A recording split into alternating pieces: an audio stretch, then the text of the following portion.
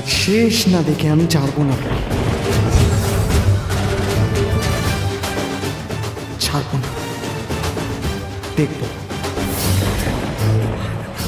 তুমি কত দূর যেতে পারো।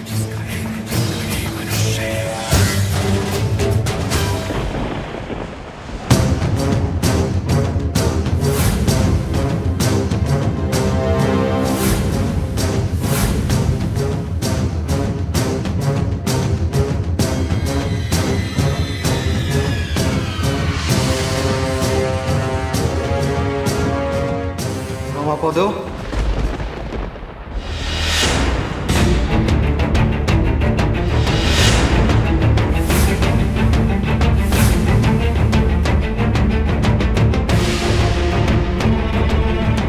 কি ব্যাপার রিকশায় এই ঝড় শুধু বাইরেও নয়, আমার মনের ভেতরেও চলছে।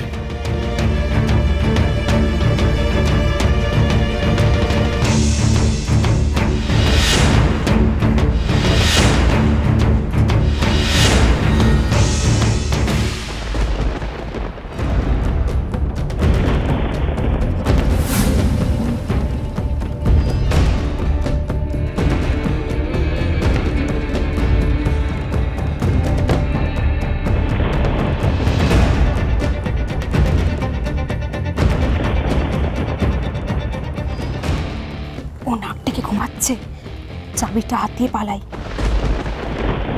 ও টের পাবে না।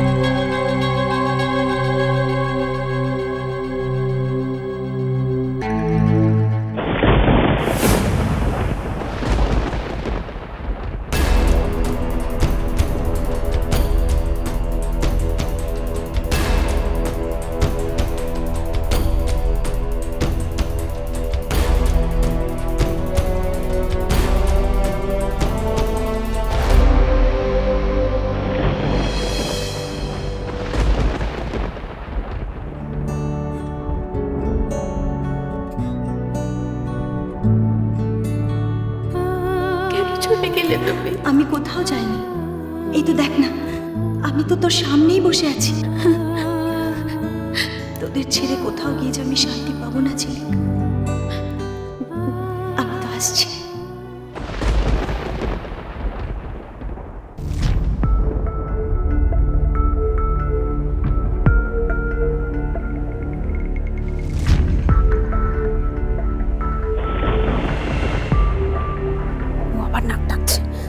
চলো এবার।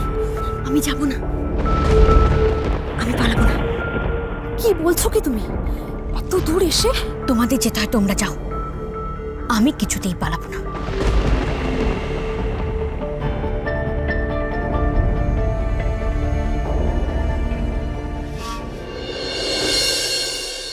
না মানে কি বলতে চাইছিস কি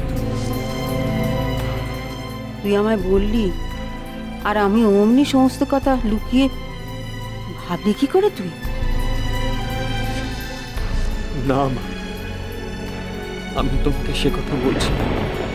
কি বলছিস? হ্যাঁ, কি ভেবেছিস কি তুই?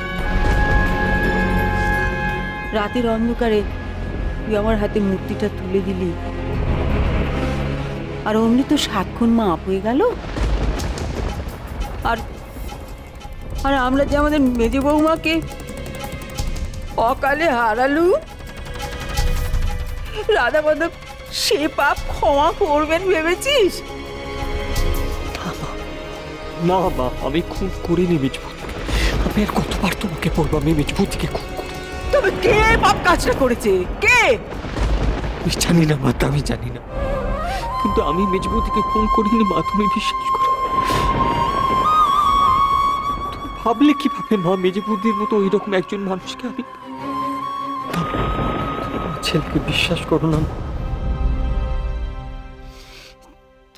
নিজের দোষে আজকে সেই বিশ্বাস হারিয়েছিস ছোট খোকা, নিজের দোষে।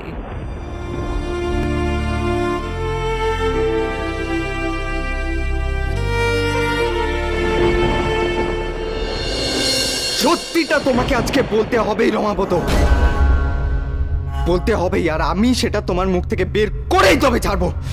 আমি জানি মাকে তুমি সবটা বলনি, খুনটা আসলে তুমিই করেছো। হ্যাঁ, আমি যদি আর একবার কাঠগড়ায় দাঁড়াই না, আমি তোমার সব কথা ফাঁস করে দেবো। আমি বলে দেবো প্রতিমা মুখার্জিকে তুমিই খুন করেছো। আমি তোমায় ছাড়বো না রমাপদ, ছাড়বো না তোমায়।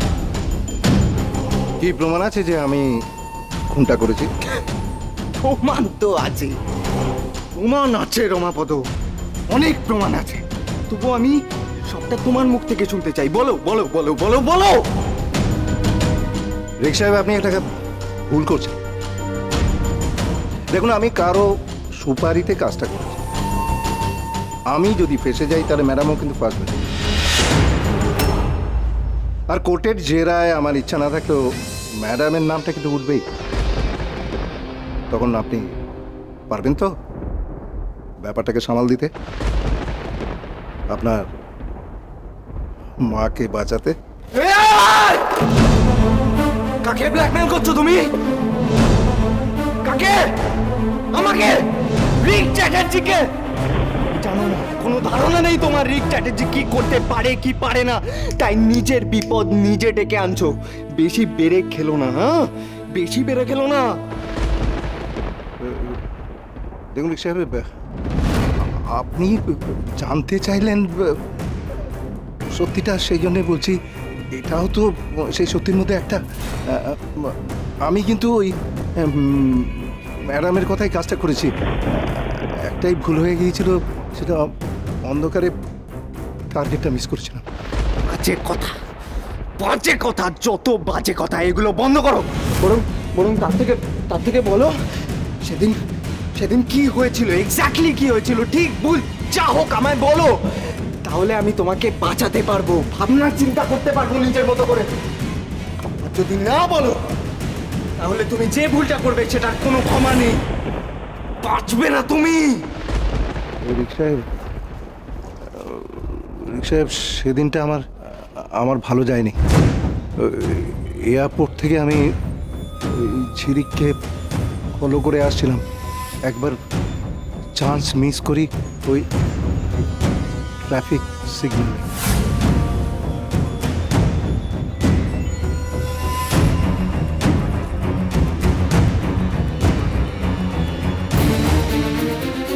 সেই রাতে ঝিলিক যখন মুখার্জি বাড়িতে ঢুকছিল,